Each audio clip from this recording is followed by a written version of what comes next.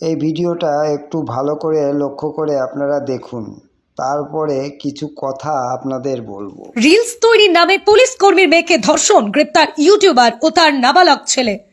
Social মিডিয়ায় এইসব social মিডিয়ায় যারা এরকম ভালো মানুষের মুখোশ পরা লোকগুলো যারা সোশ্যাল মিডিয়ায় এসে কাজ করছে, তাদেরকে কঠোরতম শাস্তি দেওয়া হোক। এইসব মানুষগুলোর জন্য আজ সোশ্যাল মিডিয়াটাকে সবাই জঘন্যতম প্ল্যাটফর্ম মনে করছে। সোশ্যাল মিডিয়াটাকে একদম জঘন্য বানিয়ে ফেলেছে এরা।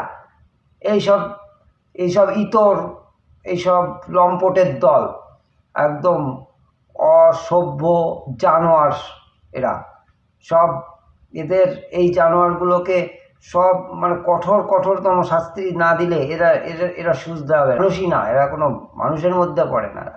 তো অবশ্যই বলবো যে আমার এই ভিডিওটা দেখার সঙ্গে সঙ্গে সবাই একটু শেয়ার করে দেন, আর যেন এই যে ব্যক্তি এই ব্যক্তির কঠোরতম শাস্তি যেন হয় সেটা আশা করি এবং আশা রাখি।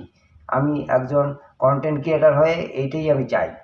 তো অবশ্যই সবাইকে একটু সতর্ক করে দেব, যারা এই সোশ্যাল মিডিয়ায় কাজ করতে যাচ্ছেন, কার সঙ্গে কাজ করছেন এবং কোথায় কাজ করতে যাচ্ছেন অবশ্যই বাড়িতে জানাবেন।